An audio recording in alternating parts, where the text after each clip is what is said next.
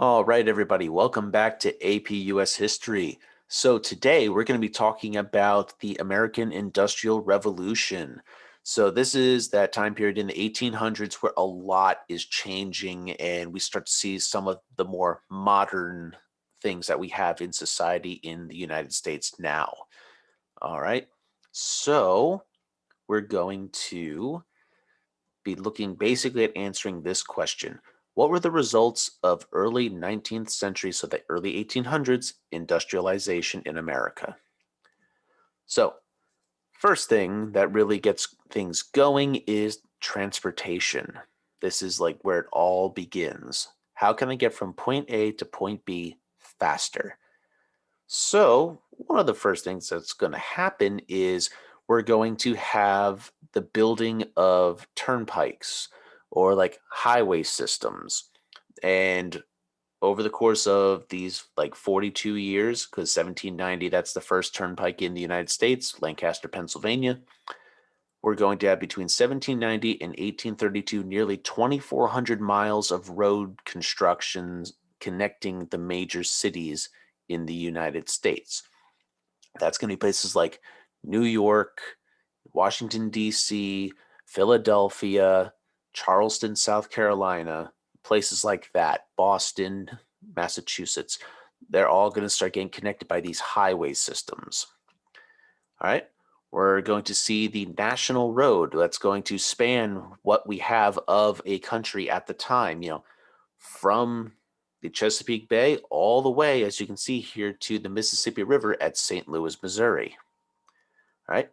That would be like that main continent crossing highway that would eventually continue on, you know, to the West Coast, California eventually one day. All right. A lot of people who are going to travel through this way are going to be having those quintessential, stereotypical American covered wagons like you see here. All right. One of the biggest innovations in transportation in the early 1800s is the Erie Canal system. This is the first American canal. All right. It is a man made river that crosses from one side of New York State to the other side, from Buffalo to Troy. It is one of those early engineering marvels of the United States.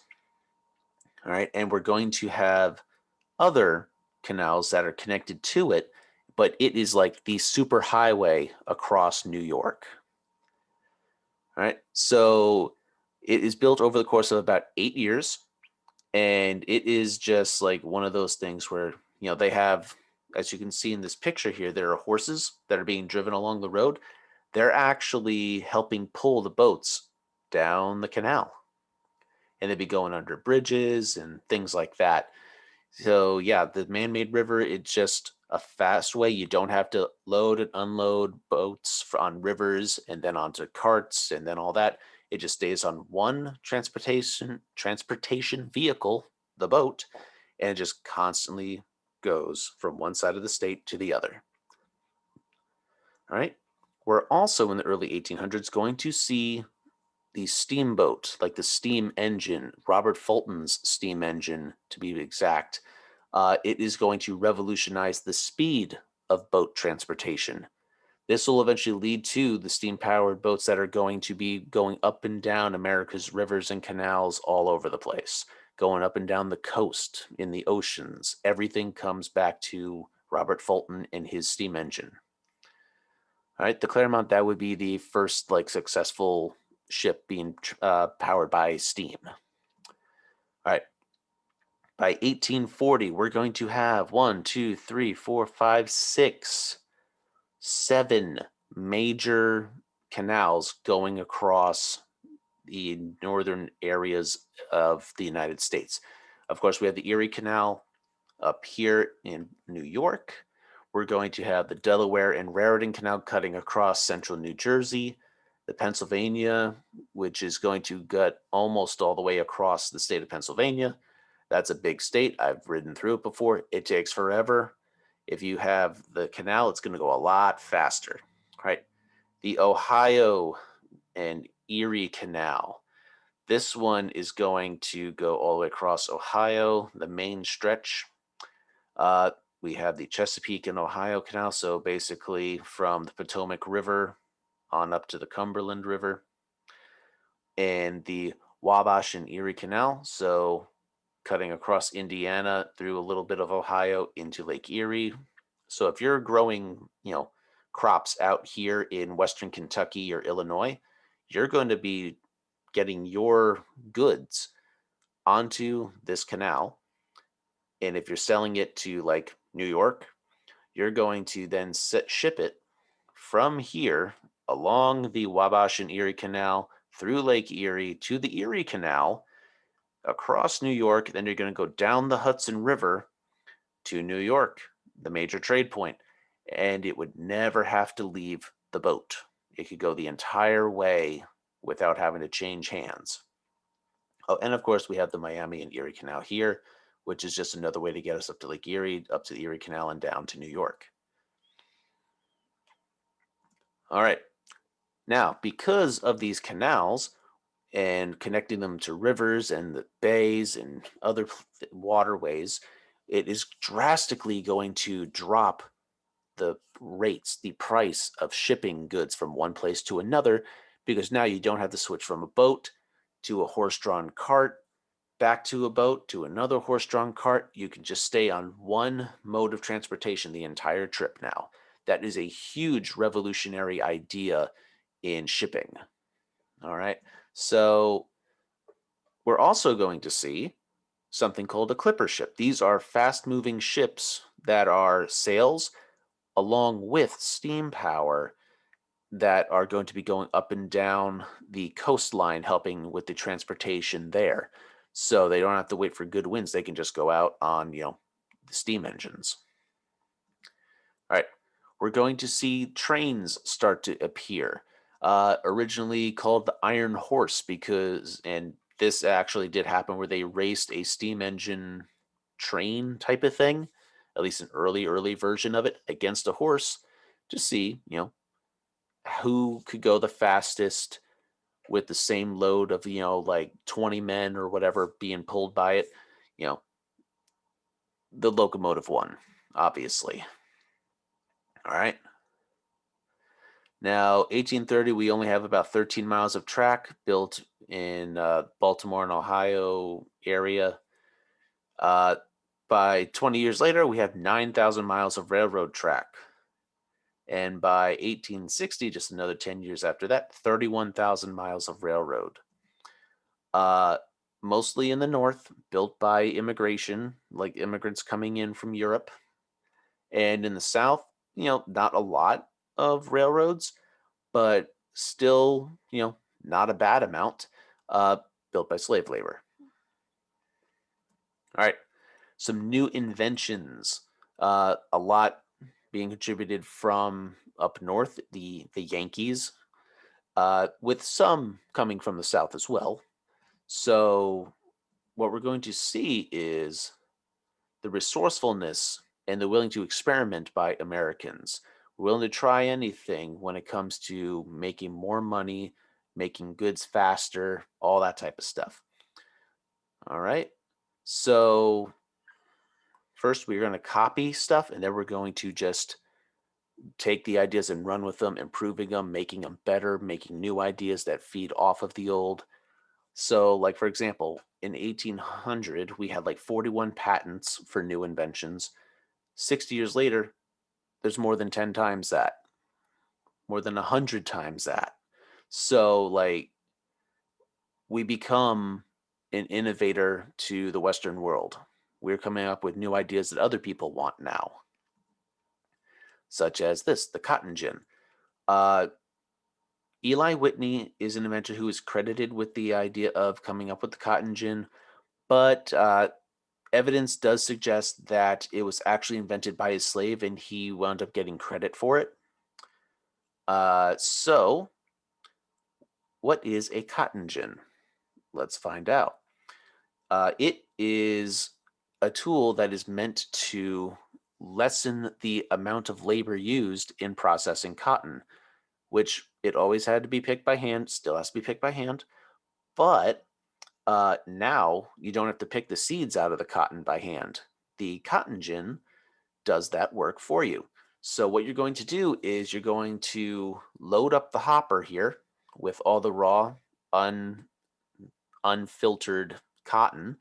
You're going to crank this handle, which is going to use these teethed wheels to pull it in and separate the seeds from the cotton, depositing them in a catch tray. And then the processed clean cotton is going to be pushed through with these wheels into, the catch at the end that can then be used for, making your threads and your yarn so that you can produce cloth. All right. Eli Whitney is also going to be very known for developing the idea of interchangeable parts. So before this idea, which I'll get into it in just a moment, say you are making a gun and you can't make it yourself, right? So you have to go to a gunsmith, someone who is going to make a gun by hand for you. All right. So he's going to individually make all the parts that go into it. He's going to fit them like to fit each other. There's no uniformity between one gun and another gun. It is unique to that one singular piece.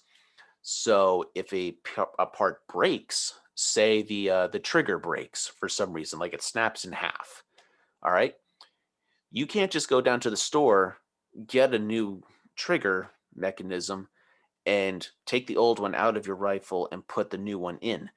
You can't do that on your own before Eli Whitney. You would have to go back to the gunsmith, who would then have to remake a brand new trigger and put it into the gun for you. Okay? But with the interchangeable parts idea by Eli Whitney, everything is uniform. It's all stamped out of the metal, and you can basically assemble anything like a puzzle. And if a trigger breaks, you can take it out and you can order a new one and put the new one in yourself. You don't have to specially craft it to fit the gun. Everything is just going to fit no matter what. It's universal pieces, essentially. All right. Oliver Evans is the next inventor. This guy is going to be one of the first ones to come up with ideas for the steam locomotive. All right. Pretty crazy looking idea. Looks basically like a boat on land, right? He's also going to develop the first automated flour mill. So we're going to have the water wheel, which is going to turn the belts that are going to turn the grinding wheels that will turn flour like out of wheat. It's going to pulverize the grains into dust, and that is our flour. All right, John Deere. For any of the farmers out there, this one is very important because John Deere is one of the most popular companies out there for farming equipment and lawn care equipment. And 1837 is basically the date that John Deere becomes like the forefront. They are going to develop. Well, he is going to develop a steel plow that cuts deeper, churns up more dirt, getting fresher soil to the top than anybody else. He takes the idea that has been out there for 3,000 years, and he's going to completely revolutionize it and make it better than it's ever been before. In at least before the year 1837. All right, then we also get Cyrus McCormick and the mechanical reaper. This is essentially a tool that can be pulled by horses, at least early on. Now it's pulled by tractors. And its job is to have these big turning blades that are going to chop down the wheat as it's going by, and it gets like bundled up by people afterward. So that way you don't have to go out there with a scythe, the big curved like Grim Reaper blades, and slice it down by hand. You don't have to do that anymore. It can all be done automatically just by pulling this thing behind a team of horses. All right. Samuel F.B. Morse. He's going to develop the telegraph. And this is, well, the story behind this is he was traveling for work, and it was either his mother or his wife. I think it was his wife, uh, became sick, and, whoever was taking care of her sent him a letter stating the fact. So on his way home to, take care of his wife, she wound up dying, and he had no way of knowing what was going on. So he missed getting to see her. She died and was buried. The funeral all happened before he even knew basically what was going on and could get home to be with his wife before she passed. So he developed this, which is a fast mode of communication. It's basically a telephone before there was a telephone. You had the telegraph. It sends Morse code, which is a series of beeps, like two beeps for like one letter, two beeps and a dash, which is like beep, beep, beep, beep, beep, beep, beep. You see that in a lot of like old styled movies, like in the westerns and stuff that's going on, like in the 19 teens and older, like before radios are being used. And it sends messages quickly through essentially telegraph lines, which are old school phone lines, and you can send a message a lot faster this way than the mail. So instead of a message taking maybe 2 weeks to go from like New York to Baltimore, or give it a benefit of doubt, a week from New York to Baltimore by mail, uh, it might only take a day or two by telegraph, probably just a day. All right. So that is a huge innovation in communication technology. All right. And going off of that same idea, in 1858, we're going to get Cyrus Field and the transatlantic cable. This is essentially a telegraph cable that's going to go from North America over to Europe for international message communications. All right, we're going to get Elias Howe and Isaac Singer, who are going to develop the the first powered sewing machines. Sewing was only done by hand before these guys, and they're going to develop this one is a hand crank. So you would crank this with one hand. It's going to get the needle and thread all moving over here, and you're going to feed your cloth that you are sewing through here with the other hand. Later models, which you would find more like in antique shops and things now, they have foot pedals where you just rock your feet back and forth, and it does all of the cranking that way. That way, you have two hands for operating around the needle. All right. So, with all these inventors, and America in general, we regard material advance as the natural fruit of American republicanism and proof of the country's virtue and promise. So that basically means that we're doing well because we were meant to exist as a country. That is what this is basically saying, and that is the belief that people are having in the United States during the early and mid 1800s. A German person who came here and was just like on vacation essentially in America, a guy named Friedrich List. He had this to say about America with their inventions and everything and the progress that is happening here. Right? Anything new is quickly introduced here, including all of the latest inventions. There is no clinging to old ways. The moment an American hears the word invention, he pricks up his ears. In other words, like he hears like about something new, it's like, oh, what's that? I got to get it. That's what he's saying. It's like we're an innovative people. We want the newest stuff. We want things that are going to make life easier so that, we can do more things. All right. The Northern Industrial Juggernaut. Okay. So, obviously, this is talking about the Northern Industrial Complex. So, we're going to see just like a boom in production happening in the North. Now, looking at this graph, 1790 to 1860, the blue line shows, for comparison, the price of a year's tuition at Harvard College. That's up in New England. It went from $24 to $104. That just shows like the rate of the growth in the economy and Also showing the hierarchy that is developing. You have the industrialists who are the money makers, the big money makers, compared to everybody else. It's a way to help this. So this is kind of separating people on economic means. So not exactly great, but it happens.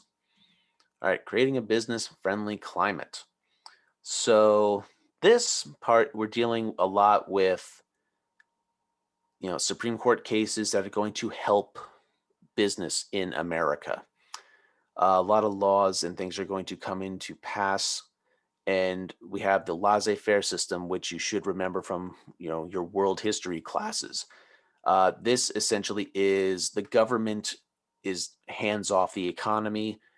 It will rise and fall as it must naturally, and little government involvement. That is like the purest form of capitalism. All right. Now, these court cases, Supreme Court cases, Fletcher versus Peck. All right. Now, this one is basically stating that state laws can be overturned federally. So the federal government can say, like, go to a state and be like, that law is unconstitutional, get rid of it. All right. Dartmouth v. Woodward. Basically, this one protects businesses and corporations from a great deal of government regulation.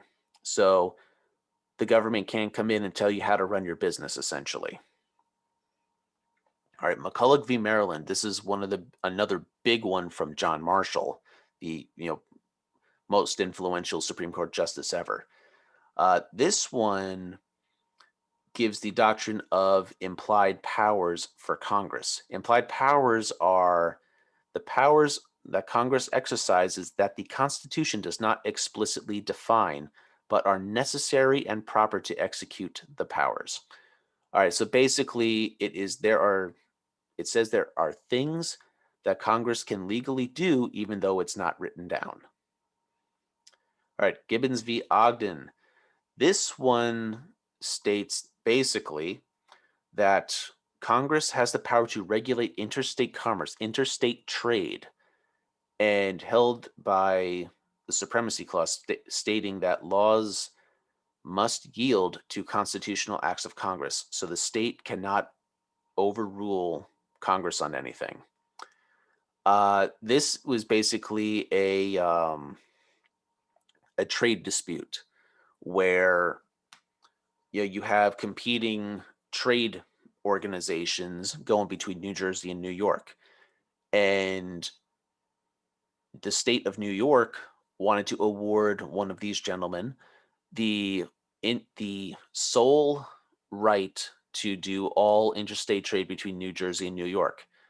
The Supreme Court finds basically that New York does not have the right to govern and state who can do the trade between New Jersey, an independent state, and itself. So, yeah, one state cannot control the business of another state. The federal government, on the other hand, can step in and say what happens. Right? Last one. Charles Rivers Bridge versus Warren Bridge. Basically, this one is the Supreme Court rules that a charter granted by a state to a company cannot work to the disadvantage of the public. So basically, you can't try and screw over the people, and that's it. All right. Distribution of wealth during this time.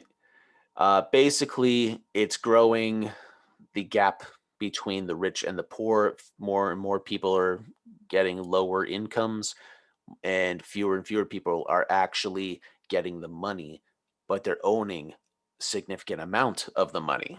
So, for example, 1845 in Boston, Massachusetts, the top 4% of the population owns 65% of the money. 1860 Philadelphia, the top 1% of the population there own half of the wealth of the city. That is a dramatic difference in standards of living that people have. All right, so that gap between rich and poor is just widening and widening in the country. All right, Now let's take a look at Samuel Slater. He is the father of the factory system, the American factory system. All right. Now, Lowell, this place is where we're going to see the textile industry really start to take root in the United States. This is an artist rendering of what the town essentially looked like in 1814. All right. Looks like a quaint little countryside town, right?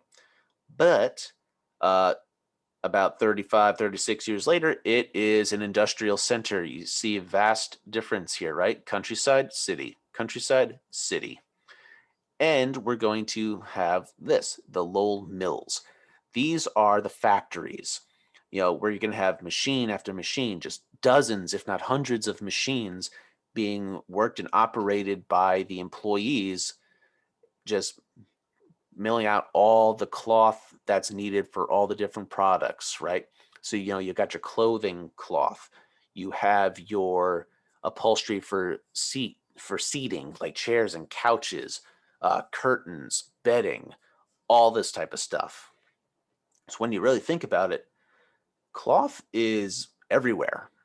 You know, if you have carpets or rugs in your house, if you got blinds, curtains, your clothing, jackets, your car seats, which back then it would have been like your carriage seat, right? That is a lot of demand for textiles, for cloth. All right. Now, New England is where primarily we're going to see the textile industry booming, especially places like, Rhode Island, Boston, Massachusetts, and Lowell, Massachusetts. Those are like our huge hotbeds of it. All right. Now, yeah, as you can see here, New England basically has more textile capabilities in production than I would venture to say the rest of the country, which is a significant amount of space. Like, yeah, it's a huge difference. All right. So most people who are working for in the Lowell factories are women, typically young and or single women, and you know that's a typical profile: young and or single, and the employees are going to live in boarding houses. So they live, just up the street from the factories. So they sleep, go to the factory, sleep, go to the factory. That's it. That's their life, you know? And it's very simple housing. You've got your room that you sleep in. There might be a communal kitchen, communal bathrooms, things like that. Very, very basic. All right. This right here is an example of a timetable. So essentially, the hours being worked, the schedules for everything. This is first shift begins, it ends at these times, second shift at these times. You're expected to work an 11-hour day, things like that. All right. We're going to start seeing the early ideas of unions during this time as well. Unions were the idea is to protect the interests of the workers. Now, for the Lowell girls, as they became known, these are the girls working in the factories, the garment factories. There's going to be publications like this that are going to basically work for their interests. And in pamphlets that they would put out, we're going to see things like this. I'm a factory girl every day filled with fear from breathing in the poison air, wishing for windows. I'm a factory girl tired from the 13 hours of work each day, and we have such low pay. Wishing for shortened work times. I'm a factory girl, never having enough time to eat nor to rest my feet. Wishing for more free time. I'm a factory girl, sick of all this harsh conditions make me want to sign the petition. So do what I asked before because I am a factory girl and I'm hereby speaking for all the rest. So you're going to see the conditions because it's harsh, harsh working conditions, long hours, not a lot of pay. Safety regulations do not exist. So yeah, people don't exactly like being in that type of position, right? So that's how this all gets going. We're going to see a lot of Irish immigrants starting to work in all of these garment factories. There are going to be skewed stereotypes such as this, especially when all the Irish are coming in the early 1800s. There's the stereotype of, the Irish being nothing but a bunch of drunks. That's that stereotype that even still carries now. All right. And that'll come back in just a moment. Now, we're going to see with the union stuff, we're going to see two things happen. We get the Working Men's Party, which is a political party that is basically going to work for the rights of workers. And we're going to have a court case here, Commonwealth versus Hunt, where the worker political parties were ineffective until the post-Civil War period.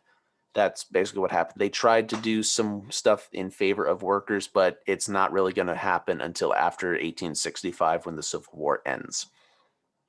Now let's talk about what's happening in America by the 1850s. We're going to get some regional specialization. In the East, especially the Northeast, is all industrial factories. The South is, agricultural. We're going to get the cotton industry and slavery being the means of labor.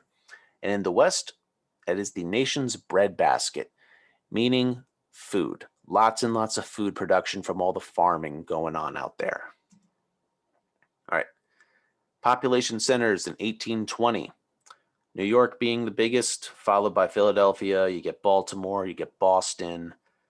Yep, not a lot, essentially. But you fast forward about 40 years and the population has exploded. A good amount of this is due to just population growth naturally by the citizens, but also because of immigration, like here. So we're going to see a huge amount of immigration coming in, a lot from Ireland, a lot from Great Britain, and a lot from Germany. Now, Ireland, why might you think that's going to happen? That would be due to little something called the Irish potato famine, where people are starving in Ireland because the potato crop has not been producing. So there's a food shortage. So why stay there? They're going to scrounge together what they can, a lot of people, and they're going to come to America, where there seem to be better opportunities at making a living and feeding your family. All right. But this huge influx of immigrants, a good 5 million or so, we're going to see the development of the Know Nothing political party. They are anti-immigrant. That's essentially their whole deal. Now, occupations are going to shift in what is needed. Mining is going to grow because, coal mines, you need coal for running like steam powered engines. Construction is going to go up because, expansion of populations, you need housing. Manufacturing significantly goes up. You're going to see increase in trade. Transportation is going to grow steadily. The service industry is going to go up. We're going to see a big influx and change in how jobs are working.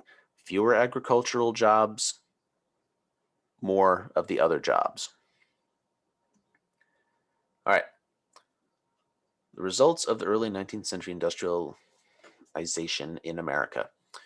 So yeah, economic, we're going to see an increase in productivity and decrease in the cost of things such as transportation. Politically, we're seeing the government being a little hands-off with some things, but protecting businesses as well.